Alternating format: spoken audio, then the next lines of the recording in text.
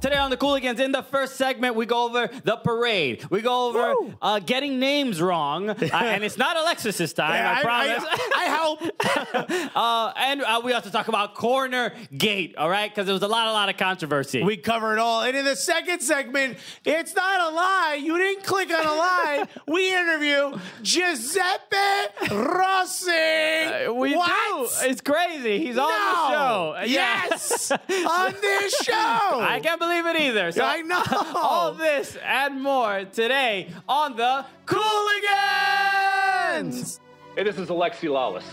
There is nobody in U.S. soccer that is more important than the Cooligans.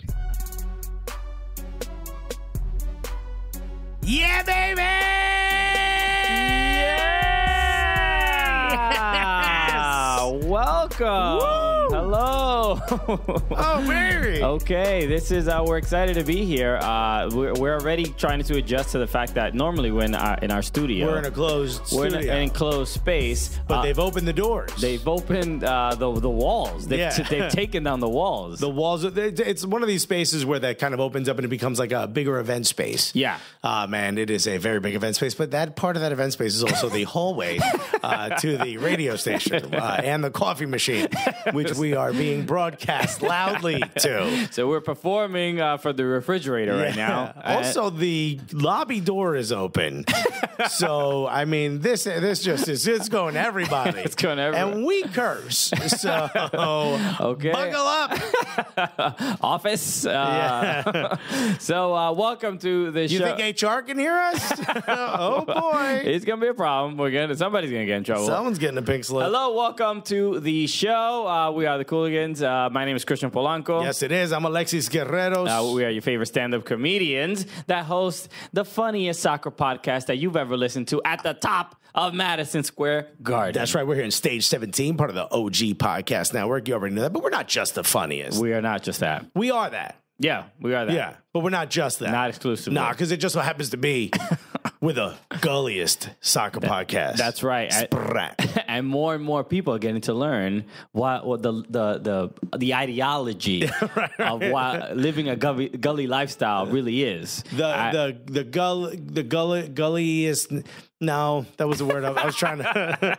So the gullinification. Oh, okay. Or I would just say the gullification. Yeah. And not gulli. You know what I meant. Okay. You know words. Not my strong suit.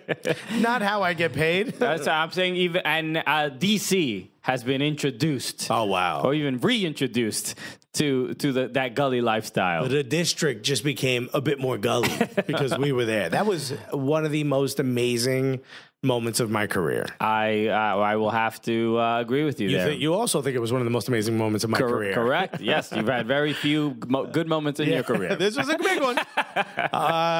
It was just so dope. You know, as I'm performing, you kind of look past the audience. Yeah. You know, packed house. Right? We didn't have enough seats. It's pretty dope when that happens. Where you're like, sorry, you stand. Yeah. Okay? It was like a UCB show. People were sitting on the floor. Right. Yeah. But no one paid $700. So it wasn't exactly like a UCB show. But, you know, you look past the audience and they have these two big glass doors and you see Audi Field. Audi Field, right there. Just right there. Yeah. So if we're performing in Audi Field.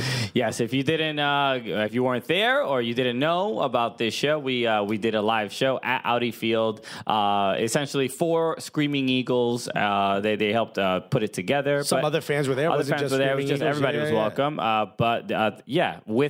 We performed with Total Soccer Show, and we had Ben Olsen on the show. That's right, Coach Ben Olsen, the head coach. Okay. Of the team, came and sat with us while we interviewed him in front of a live audience. Correct. In his home stadium. All intense energy, Ben Olsen. Yeah. Okay, Yeah. Lots of energy. Wanted to punch every one of us, Ben Olsen. Smaller than I expected. Well, that's all. That's because all, he carries all soccer himself. players. He carries himself in this like big to me. He's got big old jaw. You know what I mean? Okay, yeah. He has a strong jawline. Yeah. Strong features. Hell yeah, let's break down Ben Olsen. Every single body part. But he was just what a dope dude. Yeah. Needed to get out of there, so we threw him up first. Right? He's a busy guy apparently. He's got things to worry about. Well, he was honest about, like, even in the green room, he was basically like, "Hey man, look, after a game, I'm not right, you know. Yeah, I need to go home and I need to get right." So, like, we always talk while we went to the game, the DC United against the Revolution. But while we were there, what were we saying? We were like, "Yo, DC better win this game," because I know the energy of the show depends on how successful they are. They should have let us in the locker room just to be like, "Yo, guys, look, it's just you want a motivational speech." Yeah, I'm not sure you need extra motivation, but let's just talk about what this means to us. How you do out there might affect our ability to yuck. Yes, all right. This game is not just about you, gentlemen. No. Don't fuck up my flow. You need to think about the comedians you will be hurting if you don't track back. Yeah. Right. Also, look at Total Soccer Show. Look how sad they might be. If you don't do well, they're going to try to do games and stuff, and you're not going to let the audience isn't going to be a part of it. You know what I mean? No, man. It was fun, really fun. Everyone who was on the show, and then also, Quincy Amarikwa. He's first of all, scored his first goal in how long? In about 2 years. To draw the game even. Yeah. Salvage a point. It was perfect timing. And let it be on the record that I said from the beginning, get Quincy Amarikwa. Yeah. That is right. I said, trust me, get the backup striker. Trust me, this is going to work out just fine. We don't want Wayne Rooney. Who's that? Wayne Hooney? Never. Wayne Hooney. Get him out of here, bro. You got roasted, Wayne. What are you going to do now? You burnt. No, man. It was an incredible show. And it was another, I guess, I don't know, reminder, at least to me, that what we're doing has some meaning to a lot of people. The people there, everybody was just like, thank you for coming to DC. Thank you for doing your show. You guys make me laugh. It's the same thing with Total Soccer Show, that you guys are an important part of entertaining me when it comes to soccer. And understanding the game better. Like, people were grateful for what we've contributed. That doesn't happen at comedy shows very often. No, not at all. People don't say thank you for coming. Maybe if you're a huge name, you know what I mean, and you go to a smaller town or something, people are grateful. But for the most part, no one comes up to you and goes, thank you so much. They'll say thank you for a great show. Sure. But no one says thank you for coming here. When I'm like, you guys paid. Thank you for coming here. You know what I mean? Yeah, it is very like it's such a different feeling performing for soccer fans. And also, I love when audiences have Total Soccer Show and have Cooligans fans. When those two mix, it's a beautiful thing. It is the difference with comedy shows is that you can do one particular joke that might relate to somebody. You could do, like, if you do a joke about like cocaine or something, somebody would be like, "Oh man, that really spoke to me because I love cocaine so much." That went right into my nostril. That joke. So it's just like, man, hey, look, no, I don't do cocaine. I'm sorry. I wrote that joke all over my gums. It's just a joke. It's just a word. No, chill, son. No, we don't sell cocaine. But people latch on to anything, Yeah. That guy would thank you for coming. Thank you so much for coming. Oh, my God. He'll tell you about 12 times. Yeah. Did I tell you that I thank you? Woo! No, so, but it was really, really fun. Really, I just like, and again, every time we do these shows, we get all these tweets like, yo, you got to come to this city. You got to come to this city. Well, I love when they're like, yo, why'd you go to DC? Why aren't you coming here?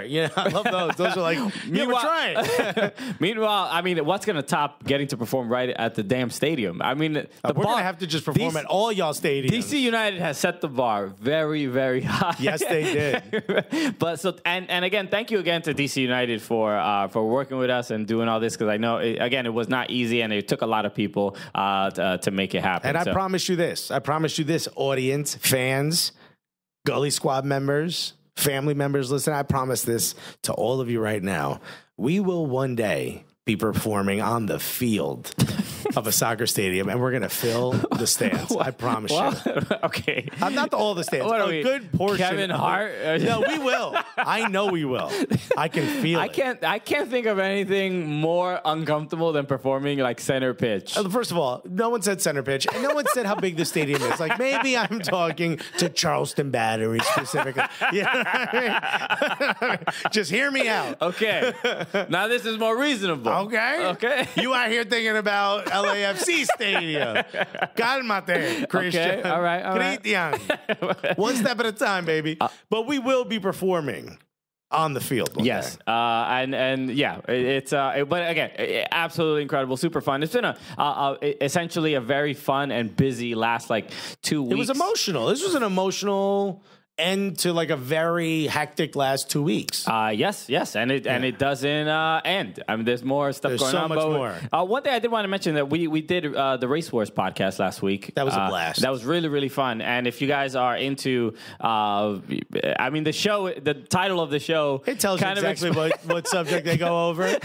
But we had a good time. You talked about getting sniffed by Diddy, which we've talked about on this podcast That's before. right. I mean, some new listeners may not know. We don't have time to get into it now, but listen to Race Wars. Listen to Race Wars. Story. It's a really great podcast. We had some great riffs. Sherrod Small, absolutely hilarious comedian. Yeah. Karen Margolis, super funny.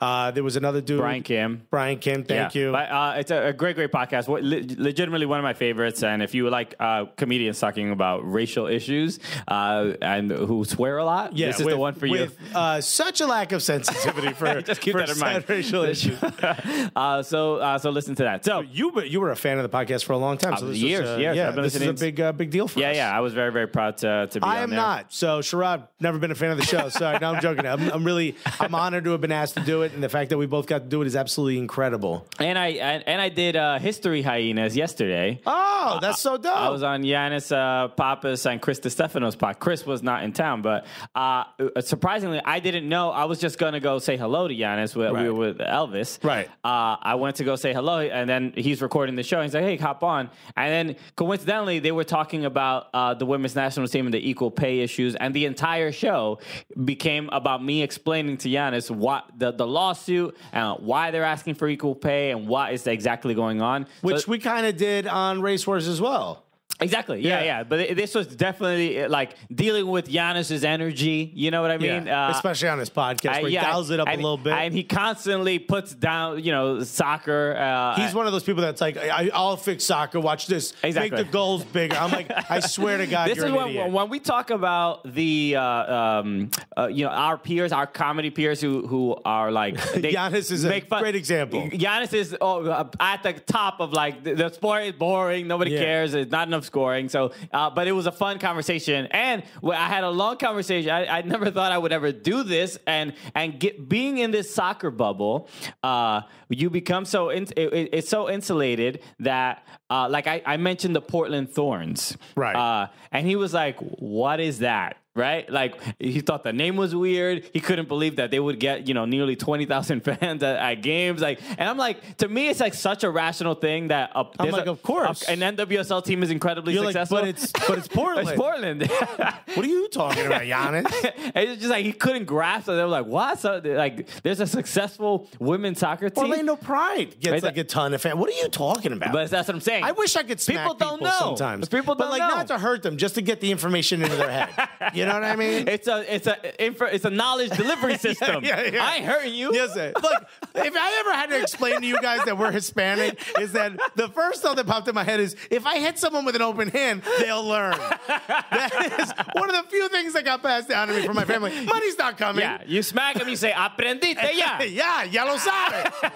Ya no te lo tengo que decir otra vez. Yeah, I got it, Mom. Yeah, no. Loud and clear. Legitimately learned the lesson just now. I don't know if I'll retain it because of the concussion you just gave me, but I definitely learn right now. Need me to open this book again? No. It's good. I feel like we're done with school. So that's going to be coming out, I believe, in a week or two, give or take. But History Hyenas, listen to that when that comes out. I'll make sure to share it because that was another fun conversation. And again, I think it just highlights that the fact that us being comedians who talk about soccer and then on top of that, American soccer, We have. We're like 4 layers away from other humans. We're just like 4 steps away. We're so. I've been around so much soccer people that I feel like I'm normal. Do you know what I mean? Like, and then when I get out of it, everybody's like, "What are you talking about? Who are you?" I love talking to someone about soccer, but like from the point of view that we have, like the amount of knowledge we have, and how the game is, right? And then when people are like, "What?" and I'm like, "Where have you been?" And then I realize, like, "Oh wait, I'm the odd one. I'm the one. I've been somewhere weird." It's like when like a coder is like, you don't even know what binary system is. That's how we are. We're like doing very inside jokes. Yeah, exactly. But that's one of the best parts about having performed in DC, and when we do these live shows, when we did the World Cup comedy tour last year, I think I'm wearing the shirt, right? We were saying, like, we made a reference about I made a TAM joke. Yes. And you even said during the show, like, what a weird career we've developed for ourselves where we have a room packed with people that all laughed at a TAM joke. That'll never happen again. Exactly. It's difficult to find, that audience, all right? So it was incredible. So the main point out of all this is, if we're doing a live show in your city, you need to be there. Also, if you want us to do a live show in the city, we can't stress this enough. Christian has mentioned it. I've mentioned it. I'll say it again. This happened because of the fans, not because of some conference or some meeting that teams or officials had. They still are unsure as to what we do or how we can benefit or entertain you guys. If you want us to go to your city, it means you have to tell them. Go to the heads of your supporters groups, reach out to your supporters groups if you're not in one, and find out a way to get us to perform in your city. We want to. We want to perform in every single MLS stadium, all of them. Yeah. But it comes from you. You can do that. Please do it. We want to do it so bad. Okay, so and that's NWSL as well. We'll perform at all of them. All the soccer stadiums. Well, all of them. Yo, Europe, you listening right now? Yo, Anfield. Yeah. Yo, Andrew, set it up. Get us in the cop, yo. So, by the way, what a difference from DC, because there's people walking by with complete disdain for us doing this show loudly. Where like 3 days ago, we were just like bell of the ball. Hey, we get humbled very quickly. Yeah. Come crashing back down to the ground. So, we always like to start the show by showing love to the people who show love to us, and especially on iTunes. Thank you so much for leaving a review. What are we at now? We're at 514. Let's go. Woo! Let's go for 600. Who cares? Buddy, we're so close to 600. Let's have a good time. So I wanted to read this one because it is relative to DC, and we were just there. This review is by Richie FC. He says, "Stay gully." And gives us 5 stars. Thank you, Richie. He continues. He says, "My friend thinks Wayne Rooney is his dad because they're both balding." Okay. You know what? This pretty gully, actually. I'm not here to judge or criticize this theory. But hey, fine. Yeah, I don't know whose dad is who's. You know what? Who are we to say that that's not his dad? You know, we're not. You know, I don't want to. Do either one of us look like Maury Povich? No. Okay. But look, we've never had a review with such something so baffling and so confusing. Well, he presented us with a puzzle, and now we have to solve. So send us your DNA. Wayne Rooney. Be very sure what form the DNA is in. All right, we're here to be respected. Okay. Do not put some of that in the U.S. Postal Service. Okay, go ahead. We don't need some wet envelopes arriving here. Some sticky ass envelopes. I like this one. This is Not Your Average Soccer Podcast, and that's a good thing. That's the title. 5 stars. This is by Patrick B. Moore. Okay, which again, great R&B artist, Patrick B. Moore. Love the hits. Christian and Alexis are hilarious. Just got to see them live playing at Audi Field, and their podcast, The Cooligans, is also the funniest and gulliest soccer podcast. Thank you. When you've gotten enough tactics from the Total Soccer Show, turn to The Cooligans for the more personal and funny side of MLS, U.S. men's national team, U.S. women's national team, and all soccer football. He spelled the football, which is fine. Okay, sure. I'm sure in some countries it's spelled that way. Thank you so much, Patrick B. Moore. Thank you so much. So we always appreciate any reviews. So please help us get to 600 right there. We're only 85 away, That's 86 away. Just nothing. What's that, like a week or two? Come on, do the right thing. So you're already listening to this. Just type the little. If you don't know what to put, just come to us and we will smack the information. Or just introduce more conspiracy theories of who what children Wayne Rooney has fathered. Try to solve this crime. It's not a crime. Well, we don't know. Is it a crime to have a child? To be a balding child? Help us solve this puzzle. So let us know. All right. So obviously we're incredibly stoked for today's show because we have an actual. We have an Italian national team player who was born and raised in Clifton, New Jersey. This is look. If you're listening to this show and you're like, who are these dudes? Yeah. How the hell did Giuseppe Rossi end up on their show? You just heard the first few minutes of the show. We don't know either. We don't get it. Okay, I don't know how this stuff is happening. It's like we show up to places. People are like, yeah. I'm like, I know Giuseppe Rossi. You want me to introduce you to him? And we're like, okay. But you forgot the guacamole on my Chipotle bowl. Yes, it happens anywhere. Anywhere. You never know. You got to be ready at all times. So Giuseppe Rossi, who obviously played in England, played in Italy, played in Spain for tremendous clubs. Played for the Italian national team. And let me tell you, not one part of the jersey has been removed from this man's life. Okay, he brought the jersey to every city he played in. When he met Pirlo, he goes, "Hey, how you doing? What's up, Pirlo? Hey, what's going on over there? Huh? Over there? Hey, nice hair, real cute. Yeah, real cute. What are you? You smell like wine, buddy. Huh? What are you doing? Huh? real lovely. I think my daughter uses the same shampoo. Yeah. Well, let's talk conditioner because I feel like you know. Yeah, I feel like more than anything, you know about conditioner. What are we doing? Leaving? No, man. Yes, Giuseppe Rossi is on our show. You will hear him in our next segment after we talk about a couple other things. But holy smokes, I am so excited. I can't even. We recorded this interview yesterday. Yes, we did. Yeah. And I cannot. By yesterday, we mean Monday. We're recording right now on Tuesday. So you're listening on Wednesday, and there's 2 other days of the week. It's Thursday and Friday. I mean, there's 7. A calendar just smacked me. So I got that information. I cannot stress to you how nervous I know I was.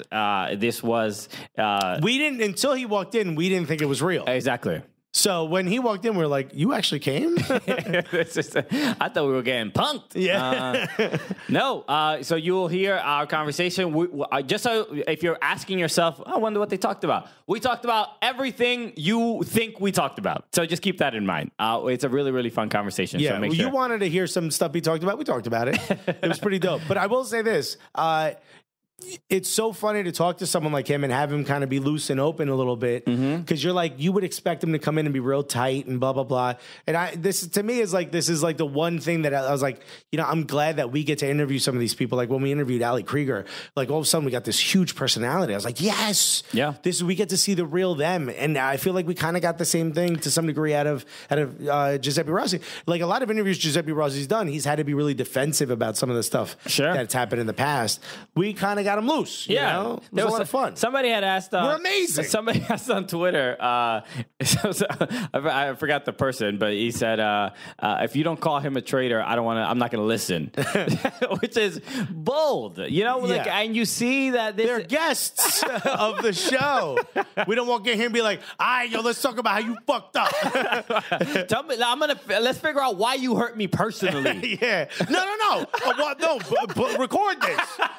We're gonna do this on I want everybody to see. We called everyone from the office. Yeah. Hey, open the wall.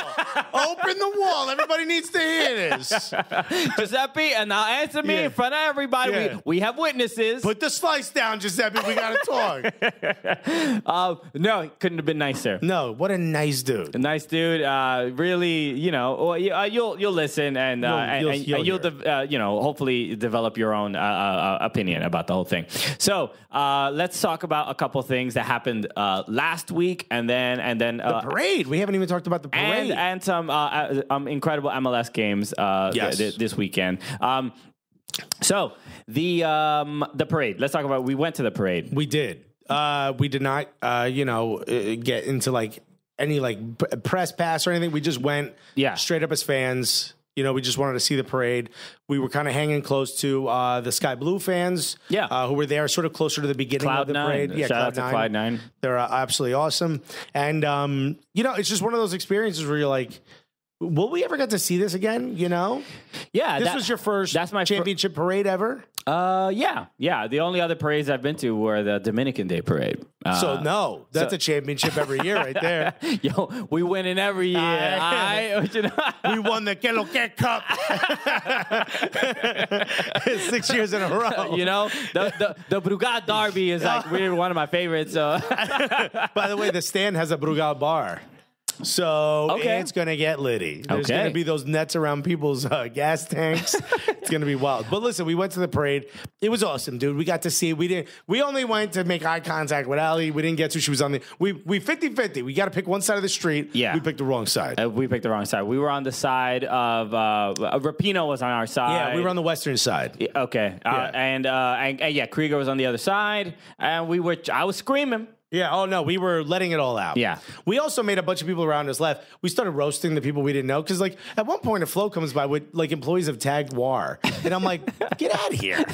Yeah, there were a lot. So you say Tag War. I say it's Tag Heuer. Or whatever. But I don't know. I actually thought about it. Let us know who's right. I think it's Tag Heuer. But anyway. But also, Tag Heuer also sounds like the way Italians say the word whore. You. Yeah. Okay. So maybe that's it then. Maybe that's it. You never know. But it was cool being Coca-Cola had their own float. Get out of here. There were more. Obviously, there's only 23 players. Give them all their own float. There should be 23 floats. Okay. 23 floats.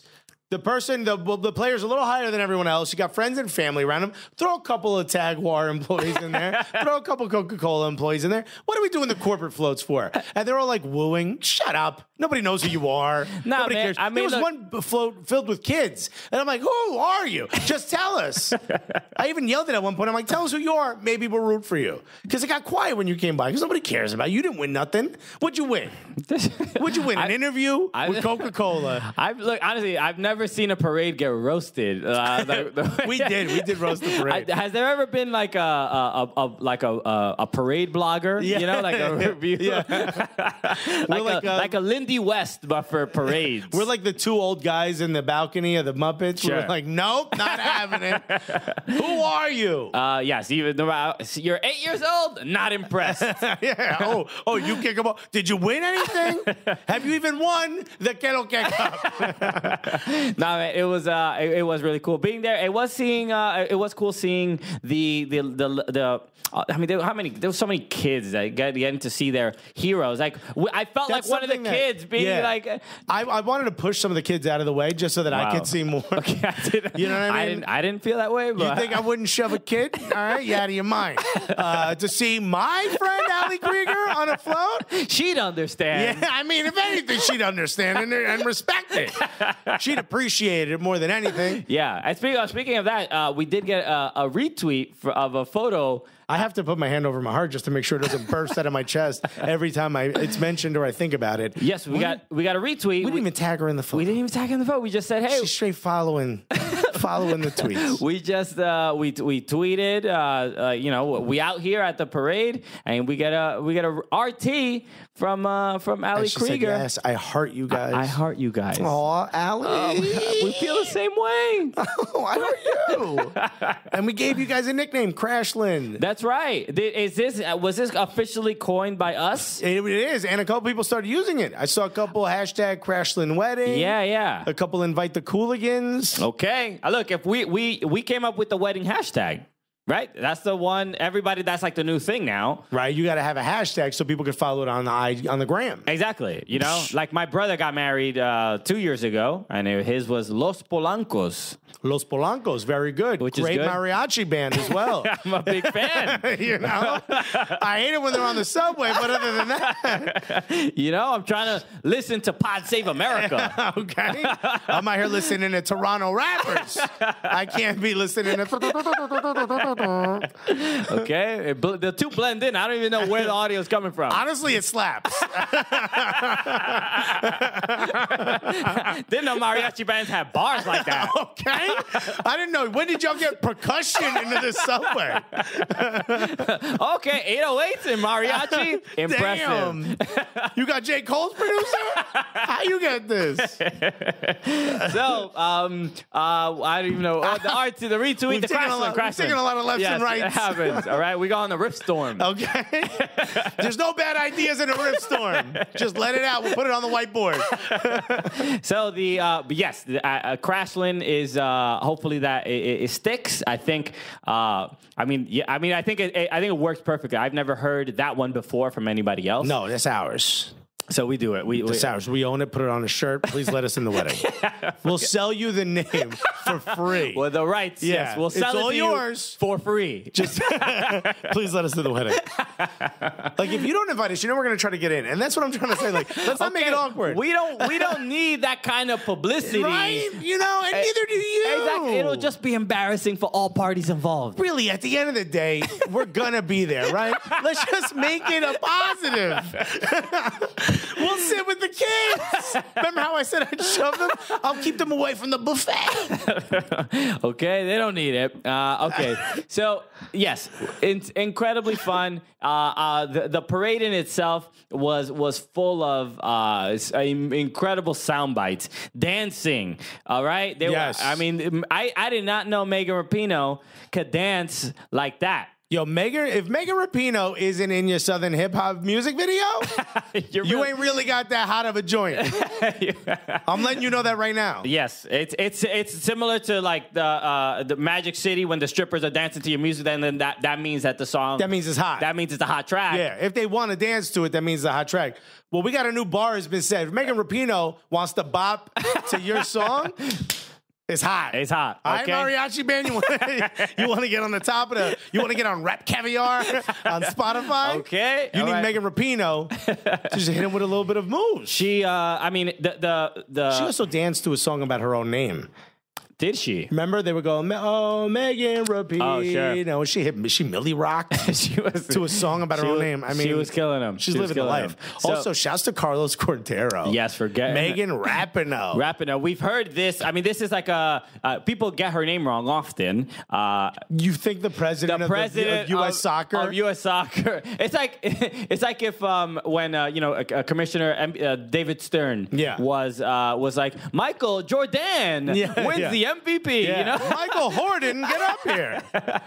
So it looks bad. It looks terrible. And it wasn't like he realized he said it wrong and then corrected. No, he was like, we got that right. Okay, good day for me. All right, Rapinoe. I am crushing this speech. Yeah, did pretty good. No, it's not Rapinoe. And yes, the president of U.S. Soccer, who is currently in the middle of a lawsuit with the U.S. Women's National Team. This should be brought up in the lawsuit. Yeah. This is your squad that just won a World Cup. You were at the games, my guy. Yeah. You didn't hear one person? Dude, the French people were pronouncing her name correctly. That's a different language. Yes, it looked bad. And she did. Carlito Cordero, que tu haces? He did go on. Someone should smack the name into his brain. All right, that's it. We need a Latin mom. Yeah, Polanco, call mom real quick. I'll call Daisy. Give Cordero a smack over the head. A little fuacata. A fuacata of knowledge. Este niño, coño. Ven pa' acá para que no tenga que ir para allá para adelante. Okay. Hopefully everybody has their Duolingo apps open. Also, all the Latinos listening, PTSD. A lot of cars are on the side of the road, drivers shivering, cold sweats. So but Megan Rapinoe did go on to deliver a great speech. It was very inspiring, and I think Off the cuff. Oh, she didn't. She got no ghostwriters. Off the cuff. Let me tell you, Carlos Cordero could have Corduroy, I think. It's pronounced. Corduroy could have used a little off the cuff himself. She went off the cuff and delivered one of the most inspirational speeches. I'll say this. I think because we are public speakers, right? We're always performing in front of an audience. Always. It was very easy to see that Carlos Cordero was nervous. Yeah, absolutely. Uncomfortable. I don't know if he's generally uncomfortable talking in public, but he uncomfortable talking in public. I think that's probably the first characteristic I want in a president.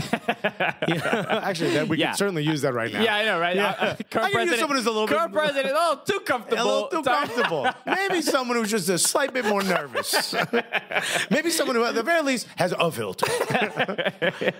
So he looked a little uncomfortable. I think it's weird to be praising this team that's in the middle of suing you, right? Like, so you can't really really. You think maybe he got it wrong on purpose? Like it was a bit of a flex? He was like, little. Oh, you mean Megan Rapinoe? I don't see in what way that benefits him. No, it doesn't. At all. It makes him look way, way worse. My favorite reaction was Ali Long behind her. She just slightly brought her sunglasses down. Like, what did you just say? It's like that GIF of the dude that takes off the glasses and there's still glasses. One. Yeah. His glasses under there anyway. But really cool. I think it was getting to see that, especially right in New York, getting to see obviously these inspirational people and all the chants throughout the parade at the podium and even throughout they were chanting like equal pay, equal pay, equal pay. Yeah, the crowd was getting into it when Cordero got I love up. that it's become a bigger issue because I think the women's national team can definitely help shape culture a little bit when it comes to this stuff. So, and you know what you notice about them, even when you see them interacting on social media or in person as they floated by, they're a team, they're a unit. You know what I mean? Like there's so much unity, they get along so well, and it's one of the beautiful things. One player was upset that she didn't get on the team, and she went to the network that we all follow, certainly, right? This is where we get our soccer news from. What network was this on? It's the Christian Bible Network. Okay, I got the app. So this is where I get my soccer news from. Yes, we talked about this. If you haven't listened to our crossover episode with Total Soccer Show, make sure to do that. That came out on Monday, and it was super fun. And we took a lot of listener questions. But somebody did ask about Jaylene Hinkle, who is the player. She plays for the North Carolina Courage. And I was a little drunk and a little tired, so I went off the cuff myself.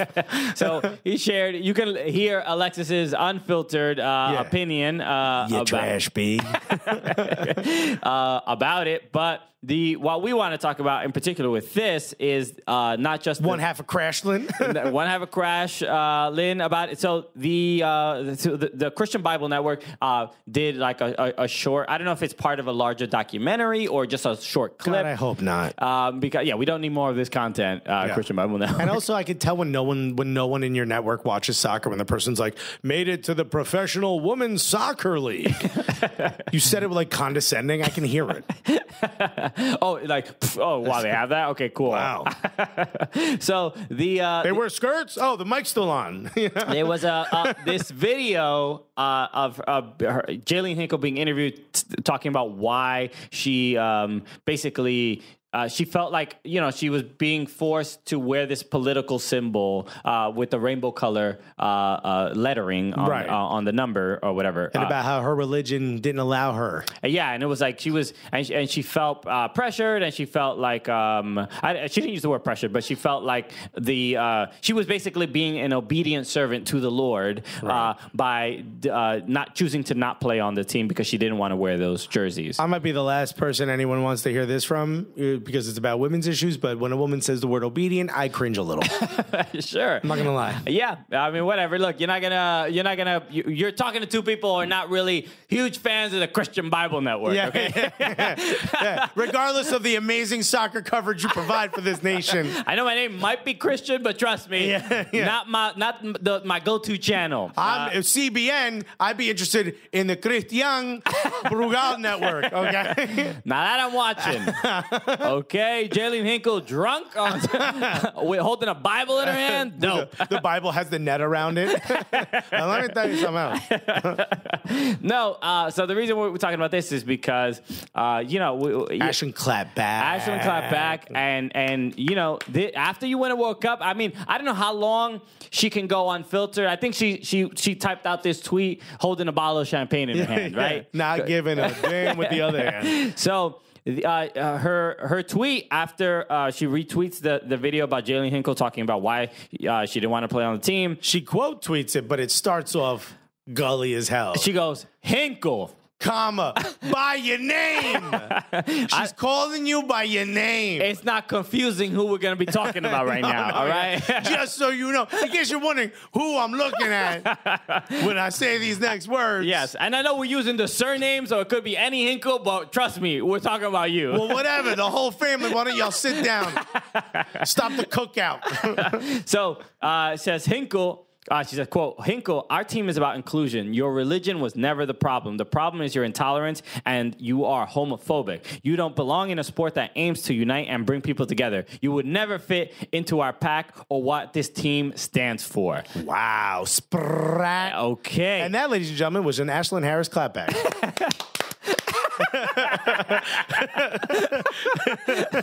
Okay, that is, we officially have a fun new sound cue. Oh, yeah. And that was an official clapback.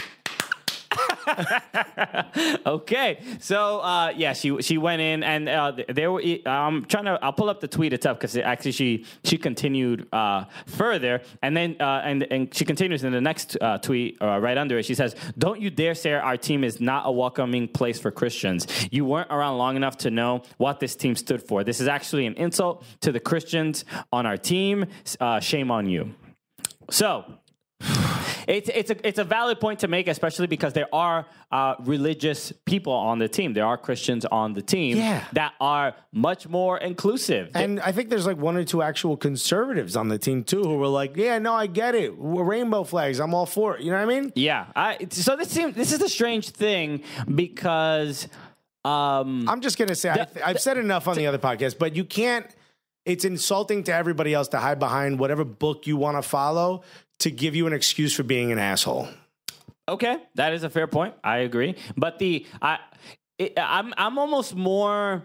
It seems more comical to me for the stand to take is like the rainbow colors is where I draw the line. Yeah, I will not.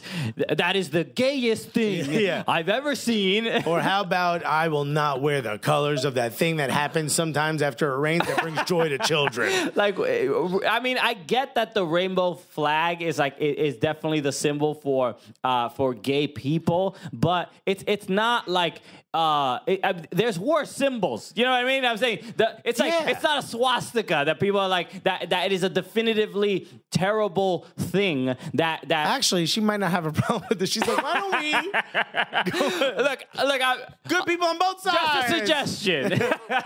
It's just such a silly thing to define like a pivotal moment in your life. She ain't that important, and she's trying to get some promotion out of it. It's the only reason she did it. She knew she was going to make the team. I'm fine with the promotion of it, even if she's that self-involved. Whatever. I'm fine with it. But then be fine with me saying you're trash, B. That's fine. That's fine too. Yeah, you're trash. You're a trash human being. It's corny. To me, it's just corny. It's just it's rainbow colors. Really, this is even if you are against all of it, like, it's so childish. Yeah, you're not taking it. You're not making any real point, and it's also clearly what's more important to you is to hold on to your homophobia and your guilt and feel like it's honestly it is one of those things where I'm like doth protest too much kind of thing. I'm like, it's not unheard of.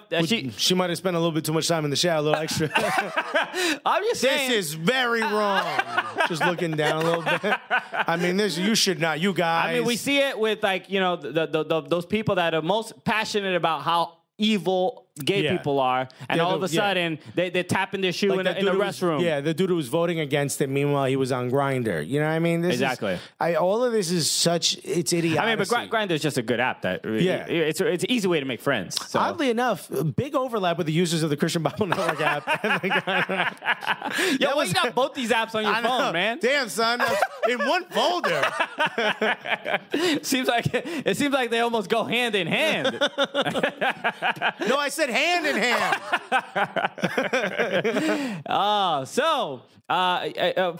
Just like a dumb thing. I applaud Ashlyn Harris for saying something and not leaving it as like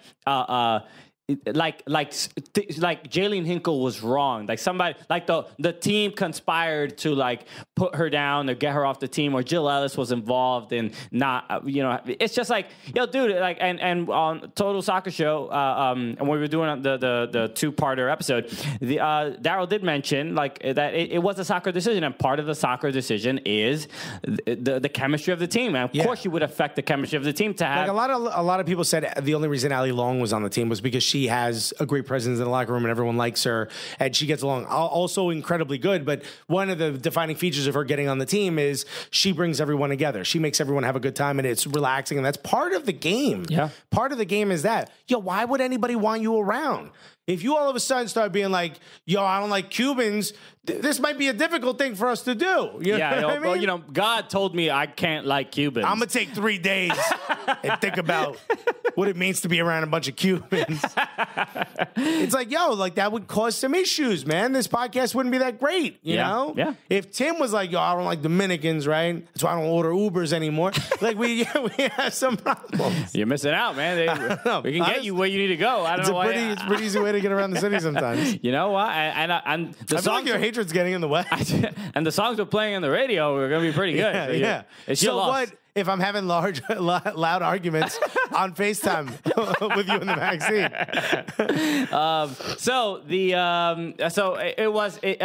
It was a good point. I think Ashton Harris. But how'd you know? One thing I do want to talk about real quick because people have been mentioning to talk about NWSL more and that bump and a lot of the players. Alex Morgan mentioned it at the SB. She says, you guys, if we want the women's game to grow and be stable, the women's leagues in their respective countries need to be supported. And NWSL is the league we have here, and people should watch the games and go to the games. But and I do want to mention NWSL did sign a contract with these ESPN for the rest of the season to air, I believe, like 14 games or something like that. That's great. And then the first game of Portland versus Orlando, which is huge game. But Ashton Harris and Ali Krieger did not play. Obviously, they have to get the champagne out of their system. It's going to take a couple days. Passing no piss test right now. Adriana Franch also didn't play for the Thorns, but this game was unbelievable. 4-3 from the Thorns. Great atmosphere too. Great atmosphere. Goals from Marta, and then a late game winner in the 94th minute from Tyler Lucy. But it's just. For the first game from this new contract on ESPN, to be a 7-goal thriller. That's it. That's what you want. Yeah, dude. The game itself was incredibly entertaining, but to have this to be the first, they couldn't have asked for anything more. I don't think I've said this, but a lot of people, I might have. Stop me if I have. A lot of people have been messaging like Dee and like her friends are all talking about like, Ashlyn is so dope, and Ali Krieger and all these players like David Rapinoe, everyone loves. They've gotten to know some of these players now because of this Women's World Cup and how some of the subjects that have been sort of broached have reached beyond the soccer world. Sure. And everyone's like, these women are great, equal pay. Oh, how do we support them? Buy a ticket to an NWSL game. Enough with just acting like you follow these people on social media, like that's enough. Go support them. They sell tickets to their work on purpose. They don't sell tickets to accounting. You know what I mean? They sell tickets to this. Go take the extra step and actually really support them. Don't just hit them with a couple retweets or a couple of hearts. We good. Like they got that. Go support them. You really want equal pay? You really want these women to shine the way they've been shining in this World Cup? Now that all of the cameras of the world aren't on them, go be there for them. Go buy a scarf. Go buy a jersey. Go show some support. Could you imagine just like a group of anybody, just like a group of 15, 20 people just show up to an NWSL game that don't know anything about soccer just to support? Yeah, that'd be cool. dope. If a couple people did that, they'd be much closer to this equal pay issue. And I'm not just saying that straight up to women. I'm saying that to men and everybody who don't like the sport, who don't know anything about the sport, but all of a sudden have a vested interest, will actually put your money where your mouth is and go to these games. I think I think you point out an interesting thing where it's easier to promote the female soccer player as an individual than a team, like a team or a league.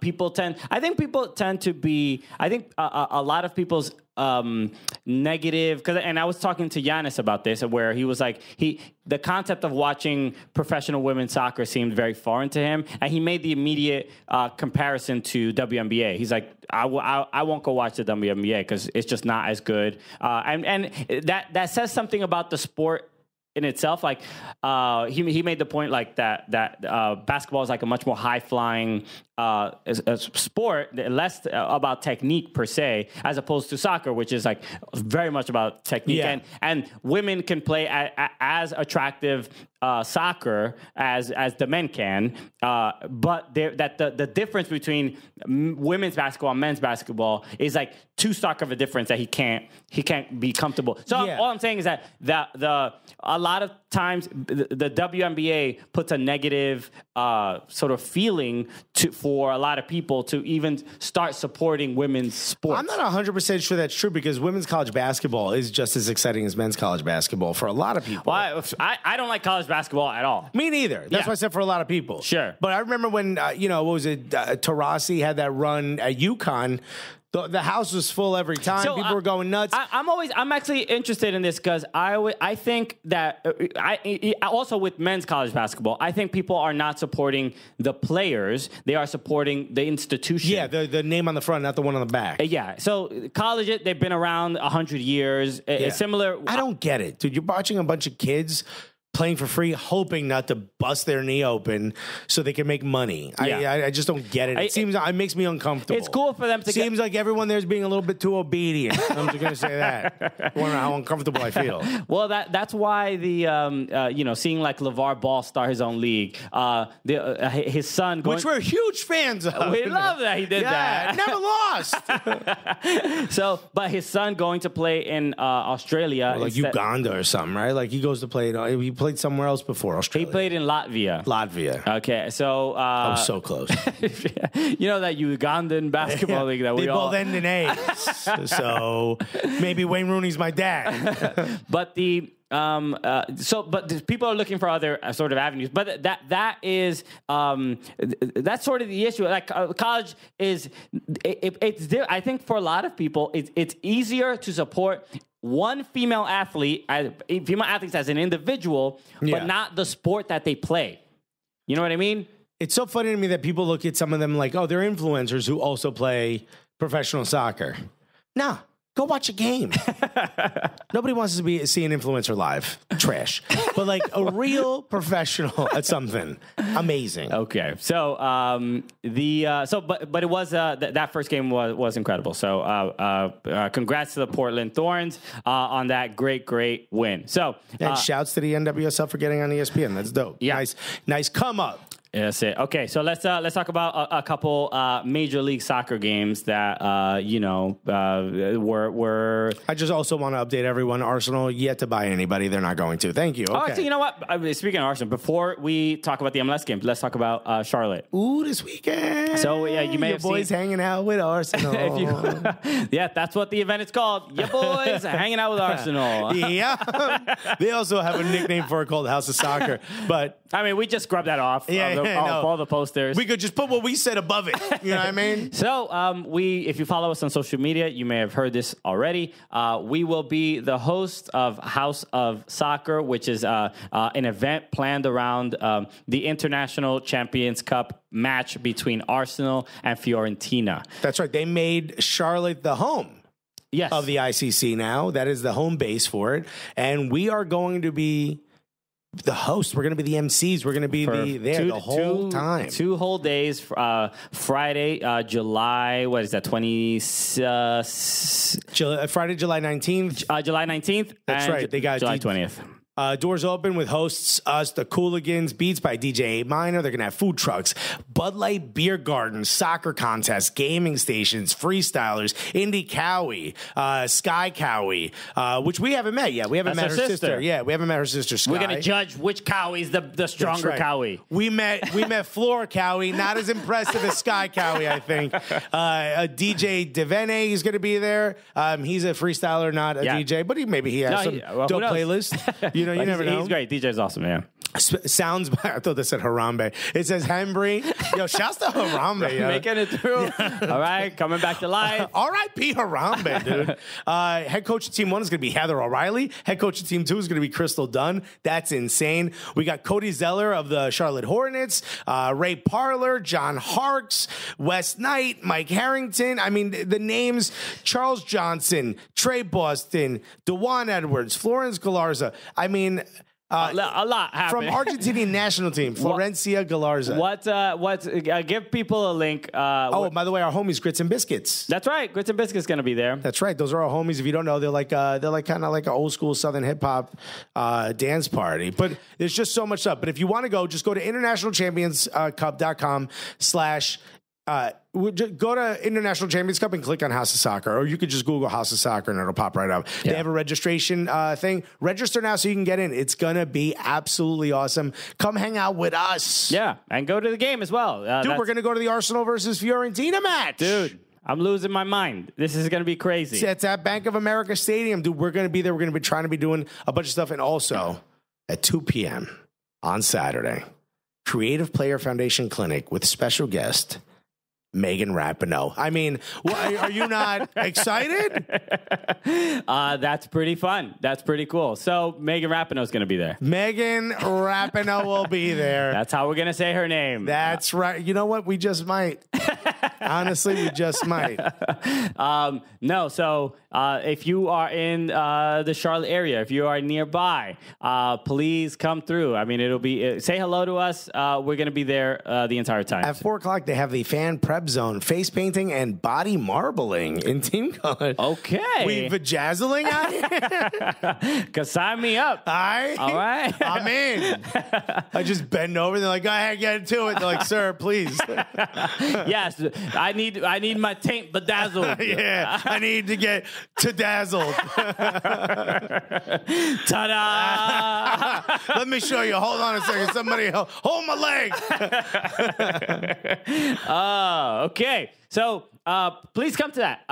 It's going to be it's a huge thing for us. I mean, it might be one of our biggest opportunities. This is huge. I mean, this is the real deal. So we would love to see you. So and for our fans who don't know, remember the Susan Sarandon story? That whole event, that was run by ICC. That's how they knew who we were, but this is how they caught wind of our special skills. Exactly. So here we are. Yeah. I mean, again, you never know. So it's really. I mean, the way these things, the chain reactions of explaining how we got to where we are will just never be easy. Because sometimes people ask us that's cool. I love what you guys are doing. How'd you guys get to where you are? I'm like, okay, look, you're gonna have to corner Susan Sarandon at some point.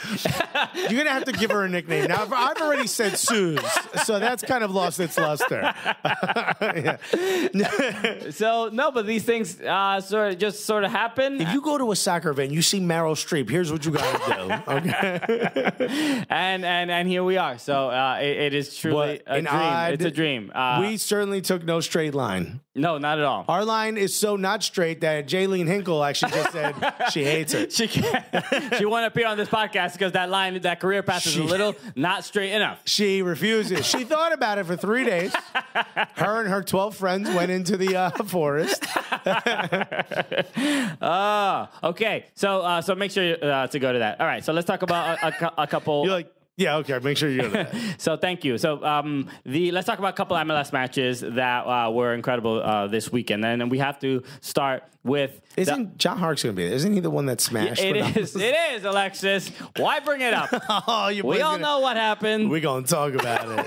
You know what? I'm almost certain we will not talk about it. I'm almost certain I might. Because I think a lot of people are past that, you know? Oh, yeah? Maybe let it go. Well, you haven't spoken to Alexis Guerreros. Carreros. Get it right. Carreras. Yeah, did Carlos Cordero give the spelling to WPIX? Did we talk about that? We talked about this on the show. We did talk about that. That was the week before. So, let's talk about the Hudson River Derby because the controversy. Boy, the stolen derby. It's been renamed. Here's the thing: it's not the Rebels' fault. It's kind of Mule's fault. But he threw the ball in. If you don't know, overall, okay. The game, the Rebels win this game 2-1. Also, we were in a box. We were in a private box. We will talk about that in a moment. Pretty dope. Rebels win this game 2-1. Goals, 2 goals from Daniel Royer. That's right. 1 from a penalty. He wins man of the match, obviously. And the second one from a very, very controversial. They're calling it corner gate or throw-in gate. A corner gate sounds better. Yeah. A corner was issued as per the flag of the sideline judge. Correct.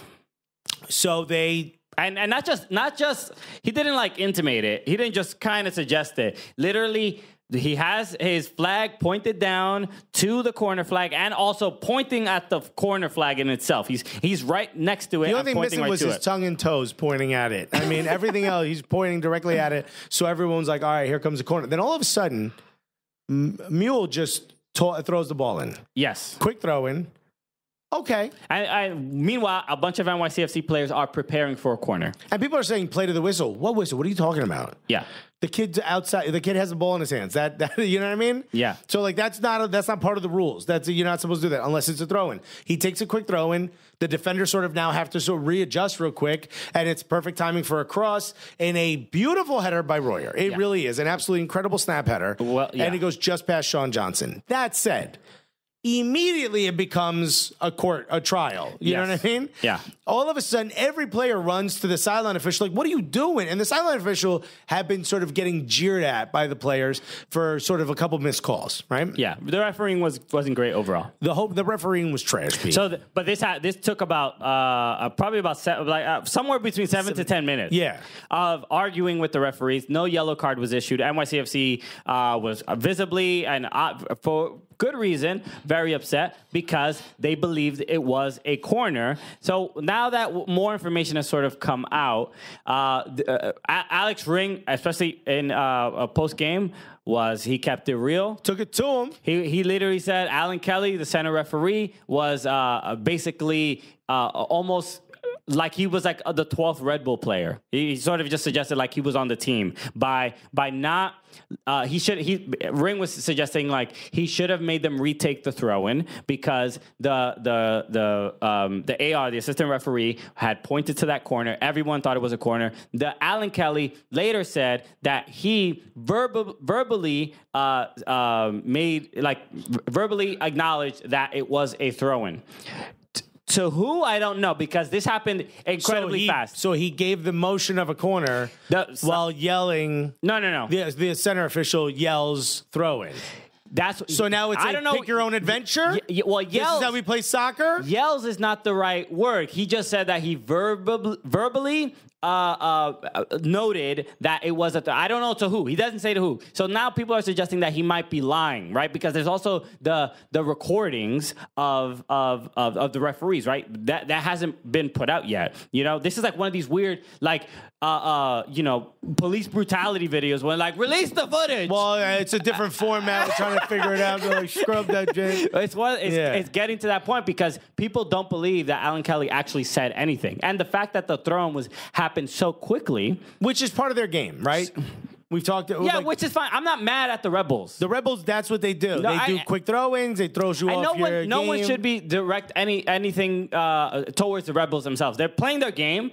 They're doing the right thing. You understand, right? This is the officials' fault. But the fact that the center referee clearly sees that the sideline referee is calling for a corner clearly, and I want to stress that he's holding the flag and pointing to the corner for what must be about 5 or 6 seconds, right? Which is a lifetime when in the middle of a game. But also before there were microphones and all this other stuff, that motion was significant. It still is to this day. Yes. That is a sign to everyone this is a corner. Yeah. So all of a sudden he throws the ball and everyone's like, well, that's not allowed. We said corner. And then all of a sudden they score. And you're like, what are you doing? You pointed at the corner. Yeah. And the fact that Alex Mule took, this is why that suggestion that Alan Kelly verbally communicated anything, there's no way. He's like 30 yards away from Alex Mule. Alex Mule does not know or care what the center referee... Well, this isn't true. Let's be honest. Like, we saw both of them had the cans with the string on it, right? So, like, yeah, we didn't hear it. We didn't hear it, yeah. But, they were telling their secrets to each other. Right? Alex Mule just throws the ball. So, but the fact that the center referee is not clear, especially when there's a discrepancy, right? The two referees don't agree, and the fact that the sideline ref is so clearly pointing out that this is a corner, and he's like overruled, right? It's just like a courtroom. Oh, you're overruled, and he's like doesn't tell anybody else. Also, don't we have a system set up to review these? Yes, but the main issue with that is that it's not reviewable. This shouldn't have happened. It shouldn't have happened, but it's not reviewable. So, like, if we agree that this is what VAR can review, then we understand it's not reviewable, and I'm fine just saying the referees made a mistake. It was just not a good evening for these referees. But VAR is not the problem here. But there's got to be a way to correct a mistake like this in the future. Maybe. The way to correct it is for the referee to be like, hey, you can't do that quick throw on when my sideline ref and myself can't agree on what exactly just happened. That is the proper thing to do would have been to make them retake the throw and blow the whistle, stop the play, figure out what the exact call is, talk to the sideline referee, not just presume that you got it right when the other ref, like it's sort of like the offside rule now, right? Where people are like saying you got to keep the rule now is that they don't raise the flag, right? And they do that now because last year what was happening was that they were raising the flag, and the players would stop playing defense, but the center ref never blew the whistle, so the players would be like, I'm reacting to the offside flag, right? Not your whistle, because I'm conditioned to do that. So now to alleviate that issue of like not playing defense when the offside. When the sideline ref is not sure if it's offside or not, keeps his flag down and then lets it go to VAR. And if it goes in, raises the flag because he or she presumes that it was offside. Right. So in this instance, which is it's not offside. This is on. Was it a throw-in or was it a corner? This isn't.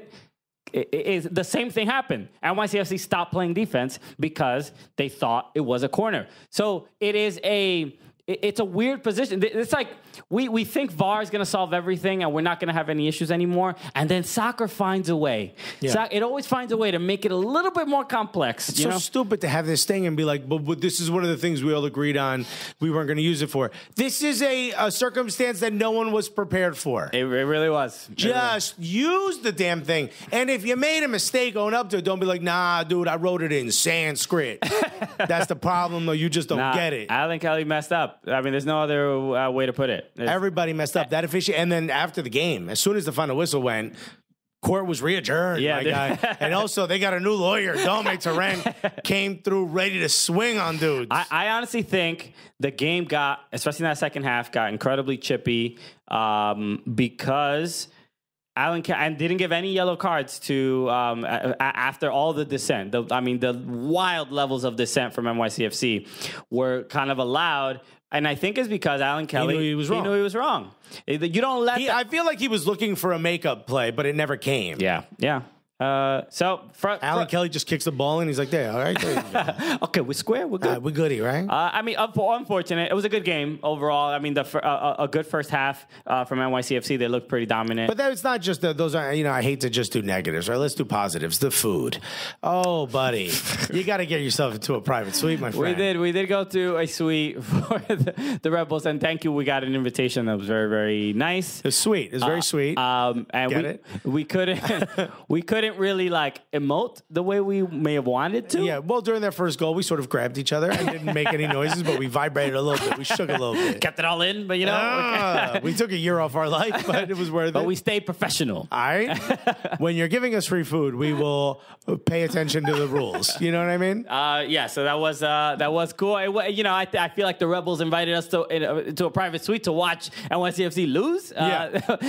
So that wasn't the funnest part, but it was a cool experience. So it was dope. The food was great. The atmosphere was great. We had some friends there, which was cool. Some people we've met during our travels and along the way. So that was pretty dope. Yeah. And we got they gave us a couple free jerseys, which we're clearly not going to wear, right? But there's nothing wrong with them. They're beautiful. So we're going to give them away. Yeah. And if you like, we'll autograph them. I highly doubt any Rebel fans listening to this want that. But we have a XXL jersey and a medium. So we'll figure out a way to give them away. Maybe maybe we'll have the funniest review or something like that. I don't know. Maybe Gully Squad. I mean, we have a couple of Red Bull fans in Gully Squad. Maybe if you join Gully Squad and you want a Rebel kit, get in there. I don't know. We'll figure it out. I mean, we're just like, we haven't discussed it prior, so. No, but we will give them away. And, that'll be dope. That'll be a lot of fun. Okay. And, that was a good game to experience because we got to see what it's like to sit in a suite, which was dope. But, as far as what happened on the field, not the most fun.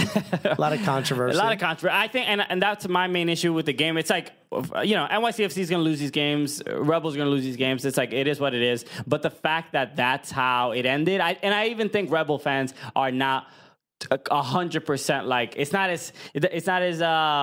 doesn't have the same satisfaction winning that way. They've even said that if it went the other way, they'd be ballistic. It would have been insane. So yeah. Okay, so let's talk about a couple other games. Some great ones. Seattle Sounders against Atlanta United. They host Atlanta right there at the Clink and win this game 2-1. This is another very, very entertaining game, and obviously we have to talk about the goal from Raul Ruidiaz because I think he officially owns Miles Robinson's career because I think he is done playing in the league. I think he gets to decide whether Miles Robinson comes in a game or does not. Raul Ruidiaz should be wanted for murder after that. That was one of the most embarrassing things I've ever seen.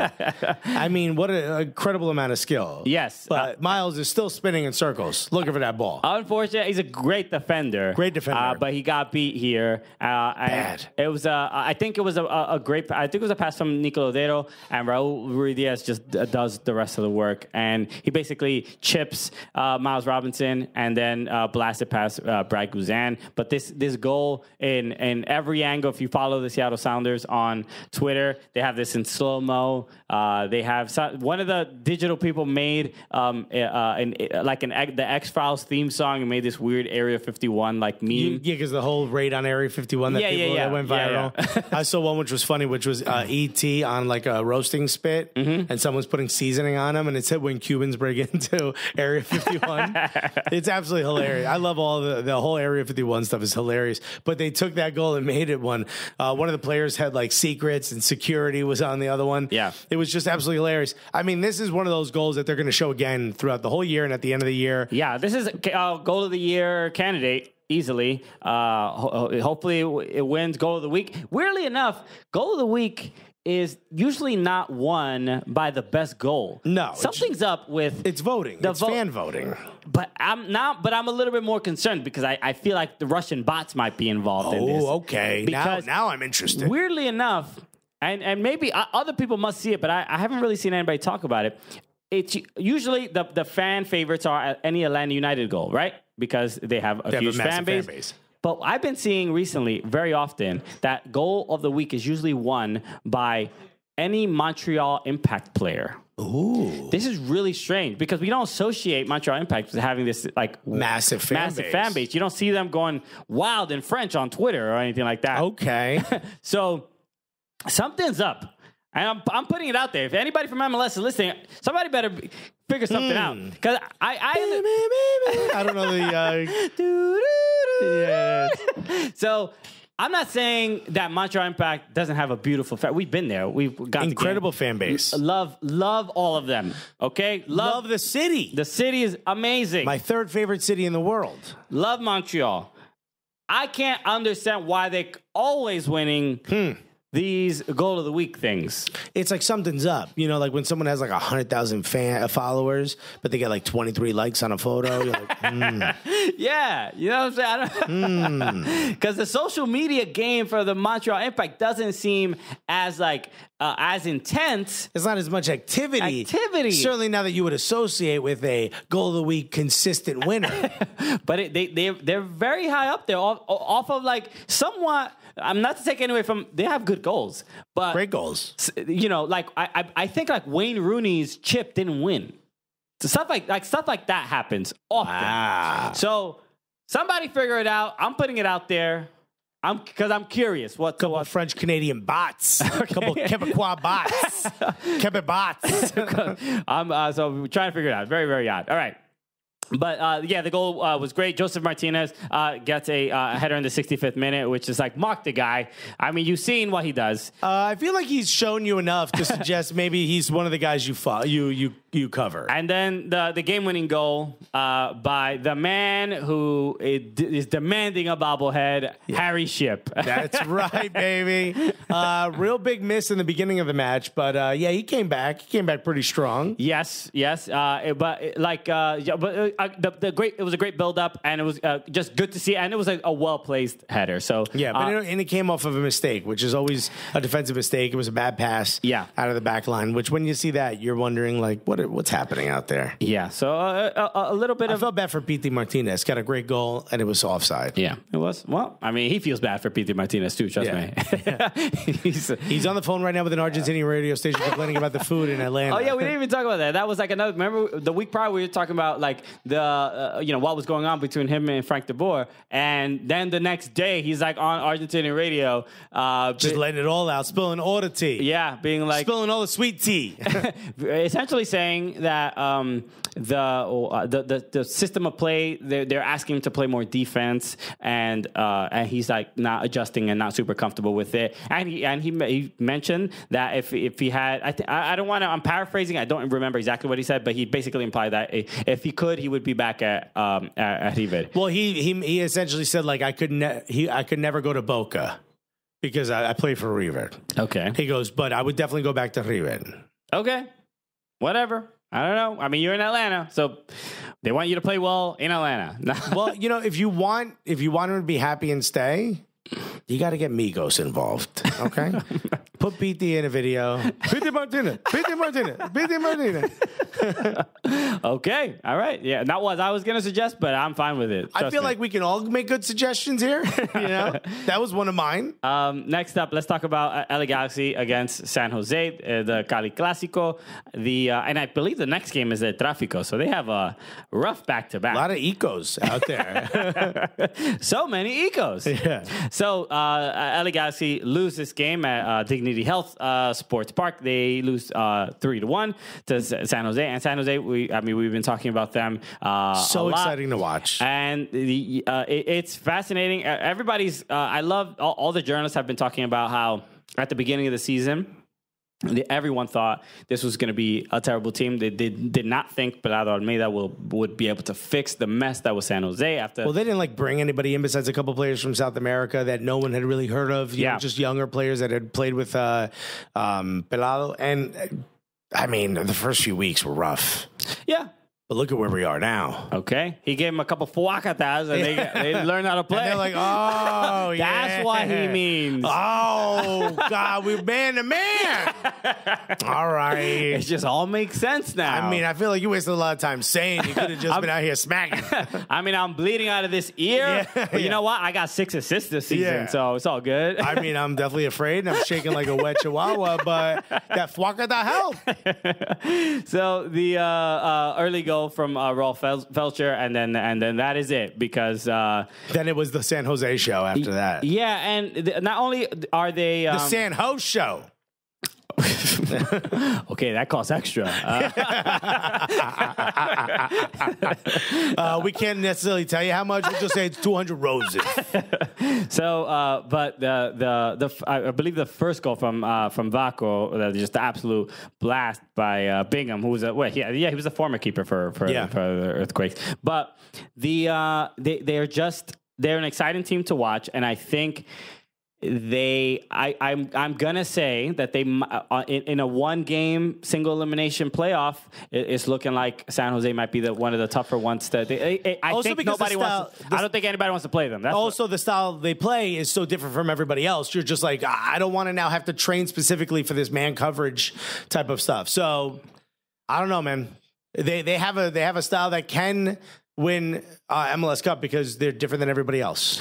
Sure. Yeah, it's just amazing to see a team, especially with the season they had last year. And a lot of times you see a bad team and it's easy to think like, well, the players are trash. Like clearly we understand that. We're like, yeah, obviously. and who was it that we were talking to about the was it Johnny Baraja? I forgot about like the effect that the coach actually does have on the players, not only tactically but on their confidence. Yeah. And it's just great to see the San Jose Earthquakes playing with so much confidence. They believe in each other. There's that support there. I would argue that to me they look like the U.S. women's national team when it comes to that camaraderie. They're compared to how well, they're certainly heads hanging low, like they are playing for each other more than I have ever seen. Yeah, and when one scores, everyone seems so excited about, it's not even the same as just celebrating. It seems like they're all celebrating for each other, so that's really awesome. Yeah, so incredibly entertaining. So, and then the last one real quick, what's this, the 405 derby? What's the Toronto-Montreal? It has a number. It's from a highway. I don't know. I forgot the name of it, but I want to say 405, but I could be wrong. Toronto wins this game 2-0, and just so Montreal staying off the goal of the week board because they didn't score one. Imagine they still win goal of the week. Now I'm gonna ask a lot of questions. Now we definitely got questions from training. I don't think you understand. This one does not count. But the main thing, Josie with that beast free kick. Yes, that was incredible, and I loved the fact that this derby, even though it is Canadian, probably it's not as hyped up as a Tráfico and the Hudson River derby is, but it's still filled with as much passion. And Josie Altidore after the game, I think I maybe misheard, or was it wasn't loud enough or whatever, but he was basically like saying like they were playing in Montreal. He was like, "This is my house." It's just like Josie takes it. He don't care. He takes it to him. So they were like tossing beer at him and stuff when he scored. Like it's a real fun one back and forth. We've been there for it. It gets wild. Yeah, they tossed beers at us. I'm kidding. But they were closed. And we caught them. Yeah, we caught them. We drank them. So thank you for tossing those beers to us. Thank you. Hey, you want a night light? Here you go. Hey, here you go.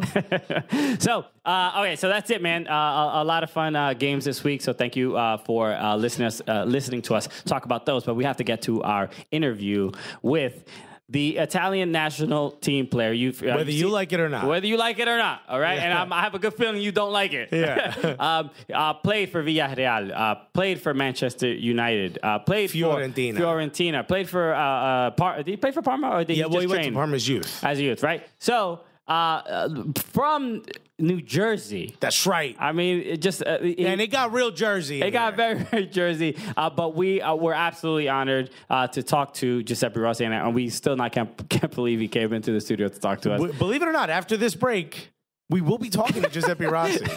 I know. I can't believe it either. I don't even know what the next voice you're going to hear is. But before we even get to the interview, I do want to say just thank you for listening to the show and supporting the show, because without some of that fervor of people hearing about it, you tweeting about it, this does not happen. Absolutely. This is all because of you. The live shows we do is because of you. The fact that we get players like Giuseppe Rossi on this show is because of you. Exactly. So, We'll be right back after this.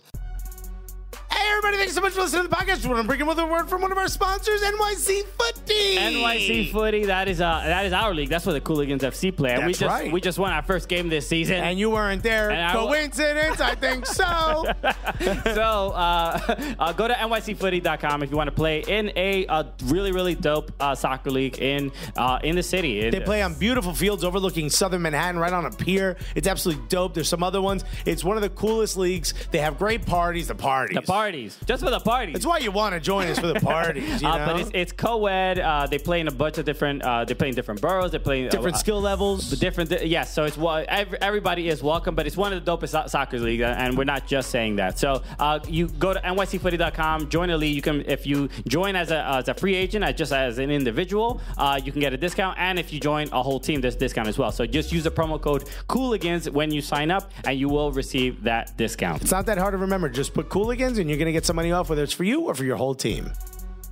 Yeah, baby, we're back! We are, and this is an absolute honor. This is incredible. I'm nervous. Are you?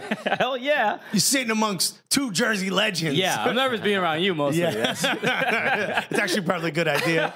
Born and raised in Newark. No, this is wild. This is absolutely insane. I mean, guys, trust me, you know him. Some of you love him. Some of you don't.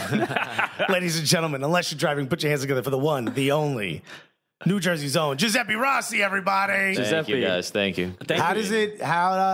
Here we are, okay? Yeah. We're in New York, right? You're born and raised Jersey, moved back to Jersey. You've been all over the world. How's it feel to come back? Love being back. Yeah? Jersey's home. Jersey's home. I got my family. I have my friends. This is where it all started when I was young.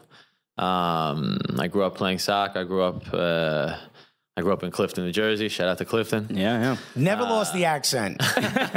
Clifton, New Jersey. But listen, some people say that I have, when I speak Italian, they like, oh, you have an American accent. When I speak American, they're like, you got an Italian accent. And I speak Spanish too because I played 7 years in Spain. Yeah. They're like, you have an Italian accent. So I feel like I have an accent everywhere I go. She's just not accepted anywhere you go. ¿Usted habla español? Claro. Wow. Claro, no, sí. ¿A dónde está la biblioteca? No, he hit me with a claro. That's the test we do it all, I guess, to see how much Spanish they know. Well, then you can stay, sir. All right, well, cool. We can't talk shit about Giuseppe in Spanish. Remember that, everybody. You can curse on this if you want. Oh, wow. So, look, first question we have to ask. Yes. What's up? Okay. Everybody wants to know. Yeah, all right. Briefs or boxers? No, you take us back to the moment where you decide. You've said in other interviews, you've covered this already. When you chose Italy, it's framed as you chose Italy over U.S., right? Mm-hmm. Were you being sought after by both? Yeah, so, I mean, when I was younger, let's take it back to when I was a kid. My dad's Italian, fresh off the boat. And every Sunday we woke up watching the Serie A. My team was AC Milan. We used to wear our jerseys. We used to watch it every time, every Sunday at 9 o'clock. And to give other people perspective, this is a time when soccer's not that popular. Clifton probably for sure, but in Jersey and the U.S., it's not the number one sport. So wearing an AC Milan jersey, a few people knew what it was. Exactly. I mean, listen, to try and find a pickup game when I was young, impossible. Right. I used to go around with my bike. Yo, you want to play? Nah. Want to play? Nah. Want to play? Nah. So I'm like, all right. My pickup game was always in the backyard. Yeah. Me, well, you were asking Dominicans playing baseball. Like, that's not going to happen. Right? Exactly. Why you kicking the ball? Pick it up. Don't do that to the ball. They love their baseball. It's easier. And at this time in Jersey, especially North Jersey, it's easier to buy crack than it is to find a pickup game. I can't tell you, man. I left when I was 12. I can't tell you. I grew up in a different neighborhood, I guess. So, I mean, listen, I left when I was 12, and I just had that like Italian soccer in my blood. It's just how it was. So I grew up idolizing AC Milan, idolizing the players from the national team. Roberto Baggio, he was one of my main guys on the national team, and it was in my blood since I was a kid. What part of Italy is your family from? L'Abruzzo Molise, so that's like southeast. Is that that's the heel? That's like the Achilles tendon. The Achilles tendon. Nice. Let's stay away from that. Yeah. When you decided, there were no social media, but you probably got a gist that the American fans weren't excited, right? Yeah, I felt it. I think that's when like Twitter started getting popular. I think. Sure. Right. Yeah. 2010 is when you switched, right? What's that? 2010 is when you switched? No. I switched when I was. What was it? They called me up in 2005 to 2006 in the American national team. So what was that? I'm 87, 2006. Let's do some math. Yeah. What was it, 18, 19? Yeah. I was 18, 19 years old. You just stared at the kid who went to school in Newark, New Jersey to do math? Let's be honest. Yeah, unless it involves fifths and eighths, I'm not helping you out. Unless it's slices, I can't help you out. Well, talk about how trash the pizza is in Italy, by the way. It's trash, right? No, it's not. Come on, it's garbage. Bro, if you tell me that American pie is better than an Italian pie, I'm walking off. I just want you to see what half of our logo is. I'm considered a pizza expert, so we'll talk after this, buddy. By himself. Yeah. Voted by me. No, I do pizza tours in the city, but we'll talk about it. But there was, at that time, there was a lot of coverage about it because clearly, from a media perspective, soccer media perspective, this was a very big decision. But it was also like a controversy in soccer, so there was like a reason to now write about soccer. So you all of a sudden are plastered everywhere. Yeah, I mean, like I said, I felt that backlash. I think there was like the time of Twitter. I'm on Twitter. I'm getting some bad things said. But I mean, listen, I never disrespected American soccer. Of course, I never did that. I was always grateful for the opportunity that they gave me. So I just left it at that. And then obviously, you know, people could do and talk and do whatever they want.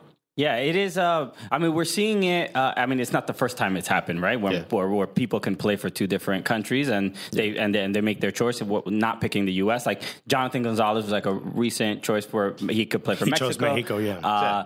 Is that is it like a? Do you think it's a thing where it's every person makes their individual decision, or there might be something about U.S. soccer that they're like, I'll pick the other one because it feels a little bit more stable? No, because I chose Italy because that's what I grew up with. That was in my blood. There was nothing really where I'm like, all right, I'm going to weigh out the pros and cons. There was no pros and cons going. Like Italy was what I wanted, what I knew when I was a kid, and I had that opportunity when I was 21 to play for them.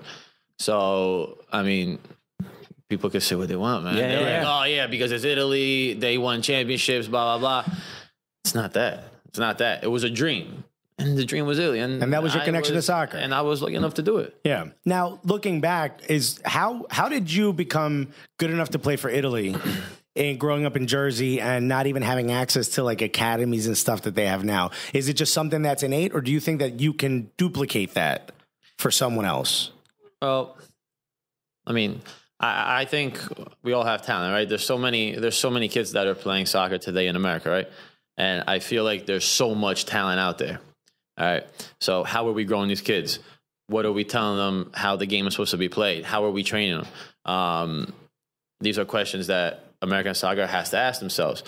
We have talents that come out every so often. We have Pulisic right now, right? He's our main guy, right? All right, great. Before him, who do we have that, you know, is making it big in Europe?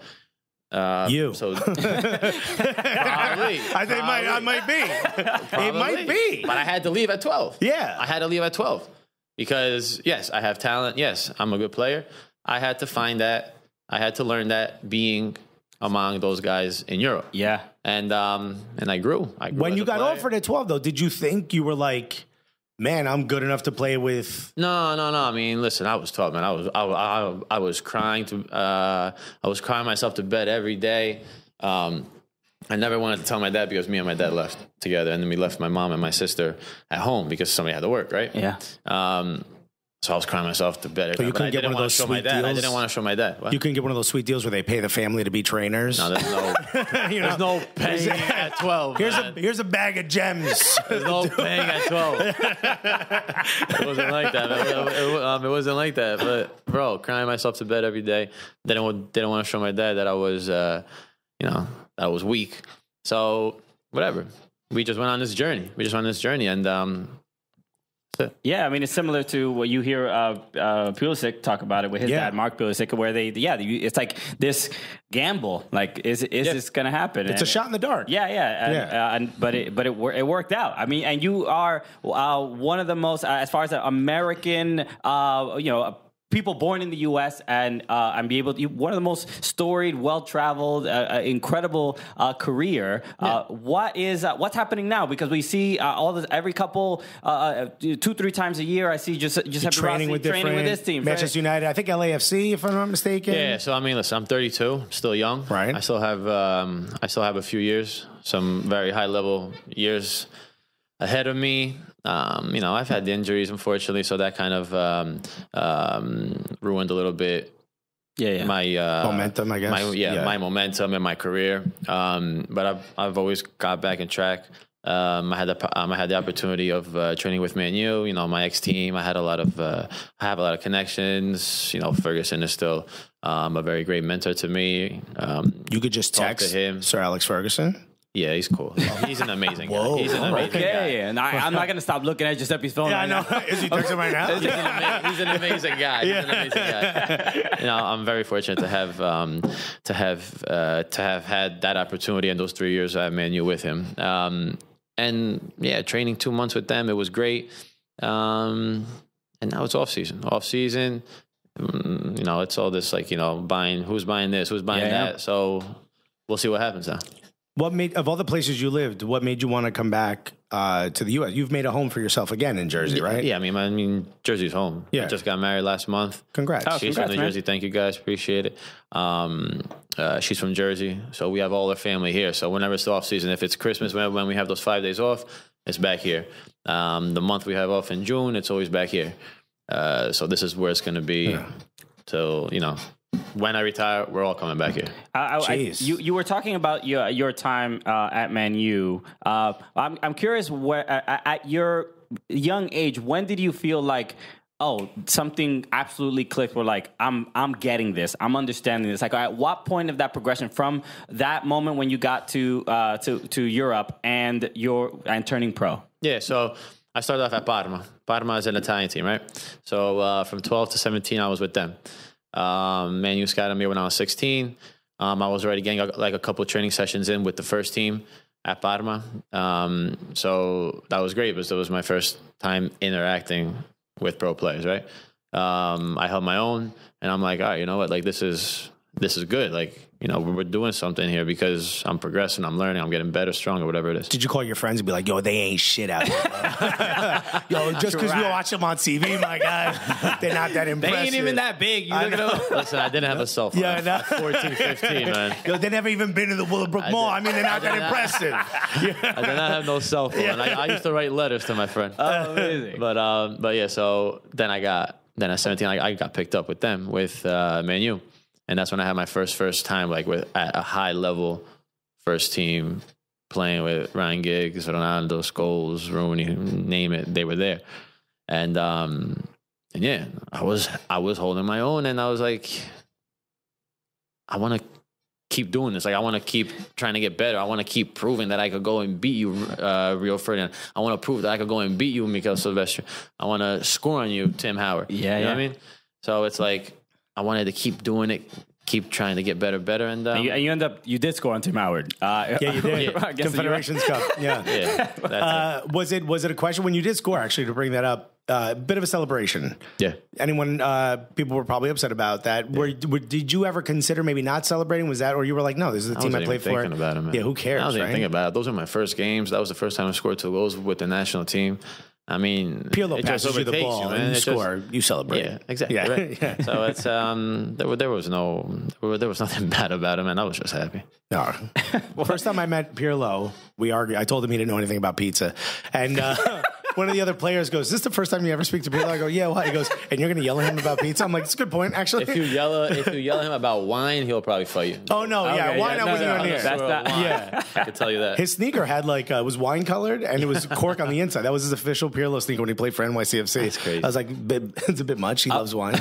So we have a group of dedicated fans that we call them the Gully Squad. Have you ever heard the term Gully? Like when something that's really you might have left right before that popped. Yeah. So it's it just means like it was like a hip hop thing for someone who's like they say what they want, they do what they want, like you, right?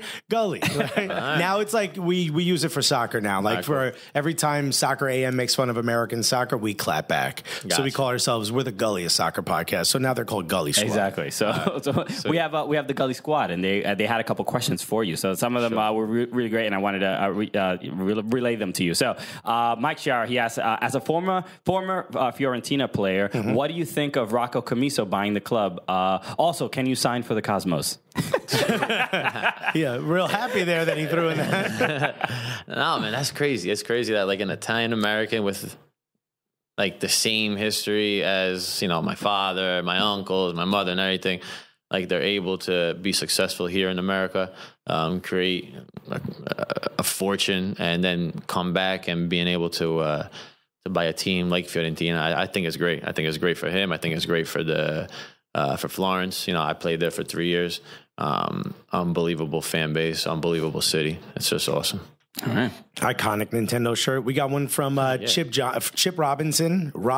He says, you ever think about joining MLS? And second question is, what do you think about the current state of Manchester United? Yeah, the MLS is always an intriguing league to come to play. I've had a couple months of training with Red Bull. I got to know a lot of people there. Great people. The level of play is very good. So that's something that is always in the back of my mind. the current level of Man U, I mean, Solskjaer is the man for me. I believe that he could bring it back to what it is. He knows what it is to win. He knows what he has to do in order to get the right atmosphere in the changing room, trying to make the players understand how important it is to wear that shirt and to come out and win. So they're in very good hands right now. What as far as having played for Manchester United, I don't think have we met anyone that has played for Manchester United? Yeah. It is just a legendary club. I mean, what is what has the brand had an effect on you? Like, what does it mean to you to have been a Manchester United player? Oh, it's huge, man. I mean, what was I, 17? I went to the summer. The summer preseason, we went to Asia, we went to South Africa, and I'm like, yeah, all right, nobody's gonna really know who the hell we are, even though Manchester's huge. Mm-hmm. China and South Africa, bro, man, they were mobbing us. They were mobbing me. They had signs of me, of a 17-year-old, like in the stands. Yeah, and I'm like, you know who the hell I am? Yeah. Like, you go up there like, how you know? I'm like, how the hell do you know who I am? I'm like, I just signed, so I could just imagine what like Ronaldo and Rooney and all them had to go through when they were going. I'm curious about your relationship with Rooney. I mean, we were just in DC watching DC United take on against the Revolution. It's great seeing him in MLS. I know a lot of people will probably want to see you in MLS as well. What is it?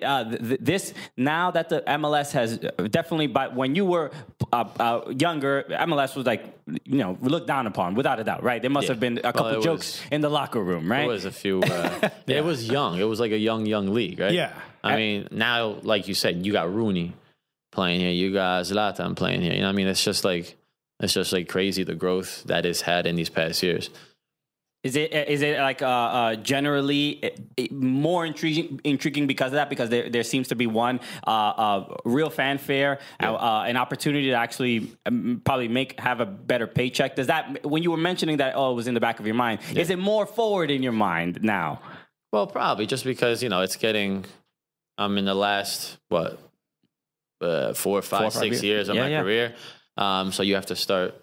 Thinking of how you want to, or how much you have left in the tank, which, by the way, I'm 32, but I'm really 28 in soccer years because I lost 4 years in injury. Okay. So I'm still a young gun over here. All good. It's good for the contract. The mileage ain't too long. You're good. He's like, I have about, how many years is it? So I get one final big contract at 3. There you go, bro. You should be my agent, man. Hell yeah. Definitely be my agent. But yeah, so I mean, it's definitely something that I think many people would like to play here just because of how it's growing. You always want to be part of something that's growing. You always want to try something different. You got fan bases that are growing every single year. Viewerships are up even at home. Stadiums are amazing. So it's cool, man. It's cool. It's always intriguing for anybody from Europe to come out here. All right. If you could pick one league outside of MLS, outside of the U.S., you've played in a couple different, where you think you'd want the last 6-7 years of your career to be, if you could pick one, where would it be? I know Serie A is on the up and up again. Premier League, of course, huge. Serie A is going on, man. I love La Liga. I love La Liga in Spain. Yeah. Man, that was like amazing just because it's my brand of soccer. It's the technical game. It's the game where they're not scared to try something. It's always attacking. There's more space involved, so that's always good for a striker. So that's where I had a lot of success, and yeah, man. Do people? I mean, we always get like a lot of comments whenever we talk about a lot of leagues. Like when we try to, our commitment has been to like grow the American game, right, and just make it feel more relevant and stuff like that. But we're not thinking like MLS is the greatest league ever, but like one day that'd be cool, right? Of course. But there's always a lot of arguments or debate about like what is the best league. Like Premier League is because of the viewership and the teams, but people consistently say that La Liga has the most attractive and the best. The game is played the best there. Is that what would you lean? So you got to look at I have a soccer. I was about to say football standpoint. Soccer. You can say football. Go for it. Yeah, but I don't want people to get confused. Soccer standpoint, right? Soccer's played with the ball. If you know what to do with the ball, that's soccer, man. Like that's exactly what it is. Moving off the ball, like that's what it is. I could get very technical, but I'm go for it, man. That's La Liga play right there. That's La Liga. Now, if you want to look at the English Premiership, yeah, it's more entertaining because it's more physical, a lot of running. Fans are like really into everything. A tackle, they go crazy. But that's the total opposite of what La Liga offers. So if you want to really look at the way soccer should be played with the ball, with a soccer IQ of how, teams should go up and down the field. Spanish soccer is definitely okay. What do you think about Germany? Because Germany seems to be a blend of La Liga and Premier League. It's growing. It's growing big. You always have Bayern that are always like the team that's winning it all. But you have Borussia, that's a very young team. They're coming up. You have Red Bull Leipzig. You have Tyler Adams playing there, right? Yeah, he's doing very well. And there's actually a lot of Americans playing in Germany. Germany has like a real big connection in the U.S. as far as youth. That's crazy. Is there one team in any of those leagues where you look and you're like, dude, if you just had a Giuseppe Rossi, like where do you think you'd slot right in and be like, I could help this team?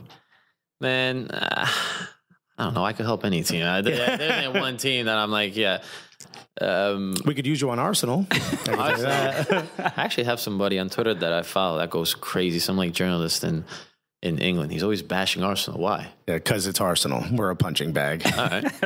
I answered it. All right. This was a question from Landon Cottam. He asked, you were born in the U.S., you have strong Italian roots, and spent a lot of time in Spain. If you weren't a soccer player and had a regular job, which of these countries would you prefer to live in? I would have definitely lived in America because I would have never left America if it wasn't for soccer. Okay. That's right. He wants to be close to the Willowbrook Mall. He wants to be close to Dickie D's Italian hot dogs. Get out of here. No, I'm not a big fan of the Willowbrook Mall, though. No? I mean, who is? I worked there as a teenager, though. Looking at your career now, look, you've got a couple years playing. Yeah. You still got some great skill.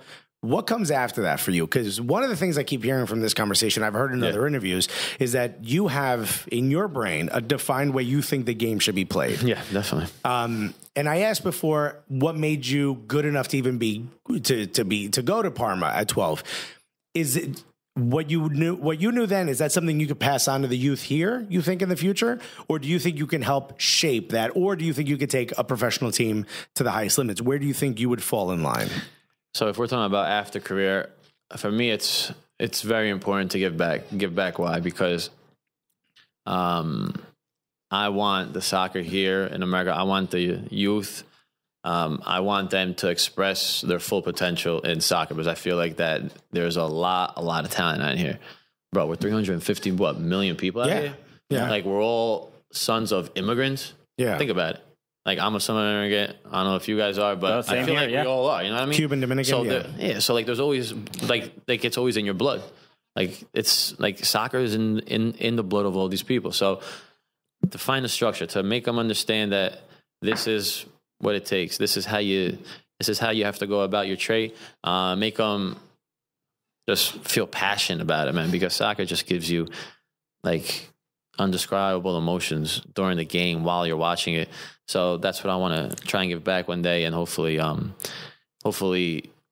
change the scene. If there's something about the way the youth either academies are set up or the way the game is taught to the young, what is like that thing that, this is what they do in England, this is what they do in Italy, this is what they do in Spain that I would love to bring here? What is that first thing that comes to mind? Structure. So you got a young kid who's 12 years old, how I left, right? They're looking like, how can I make it to that level? How can I make it up to the MLS? Let's put it that way. Yeah.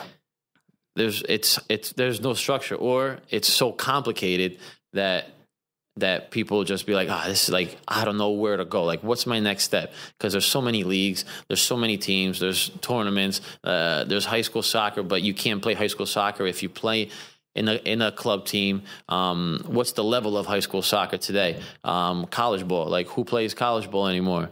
You know what I mean? Like, yes, they do play, but do they take it seriously? Do the pros come in and look at the college soccer? No, they don't do no more. So what's that step that I have to take in order to get to there? So I feel like there's a lot of confusion. So young kids, they reach 14, 15, 16. They're like, all right, you know what? Screw it. I'm just going to maybe try some other sport or find some other interest. So you start like losing that passion. Yeah, it diminishes your talent pool too. Yeah. Yeah. So, there's so much talent out here, man. So much. It's just it's unfortunate because like 100%. But how do we make money off these kids? That's what I'm thinking. Right, Giuseppe? You nailed it, bro. You nailed it. Nah, seriously, bro. Like the booth is all about like how can I get into mom and dad's pockets? No, it's what's funny is we do live podcasts. We have a whole booth at the U.S. Coaches convention, and when people mention like the ending pay for play, you could see people kind of tighten up because some of the coaches that are there are like, whoa, slow down, easy. right, nothing crazy. You know, how do you think Daddy pays for the Beamer? Yeah, like it's these kids. So are they in it for the right interest or not? That's a lot of them are, yes, but there are some that certainly are just here to make a big old paycheck. You know, and I was talking to one of the parents who was like, my kid has 2 traveling teams, which I don't even know what that means. I don't have kids. There you go. But he's on 2 traveling teams, and both of them just want to win. So because he's fast, they just keep sending long balls to him because the coach wants to win. So you're not learning anything. So then that's point number 3. What are we teaching them? Who is teaching them? Do we have the right knowledge? Are people teaching the game to these young kids have the right knowledge to better the player? Yeah. So would you want to be a coach, or would you want to be someone who works for like U.S. Soccer? Do not have patience to be a coach just because I know how hard I am on myself. I'm a perfectionist. So if I'm training somebody and then they don't do it, I start throwing a couple F-bombs and then they're running to their parents and I'm getting sued. You're going to cry? I don't want that. I don't want that. Is that possibly because maybe your dad was hard on you and that's like the only way? He said he's Italian and from New Jersey. Why was that even a question? Not even 100%. 110%. Yeah, man. Of course. 110%. How many times did you hear the word Maron when you missed a shot? I have his voice right here. Yeah. Every training session, every game. But I love it. I love it. Yeah, of course. I mean, it made you into... Because I'm somebody that likes to prove people wrong. So if my pops used to be like, hey, you did this wrong. What the hell you doing? I'm like I don't get down. I'm like, yo, shit, I want to play like right now so I could show my dad or I could show whoever it is. Like even today, the haters and all that shit. Yeah. I'm going to say, yo, I'm going to prove you wrong because just that's how I was brought up. Yeah. That is like the mentality. I even had that with my dad where I'm like, at you both had dads? Cool. Change subject, bro. What are you doing? Well, as a teen, all of a sudden your dad is like your hero, and then when you become a teenager, he becomes like a villain. And you're like, I'm gonna, bro. Always arguing, right? I'm gonna show you. I'm gonna do what you couldn't, or whatever. Yeah. Like something happens, but some of us get to that villain stage a little earlier. If I knew what that dude looked like, oh boy!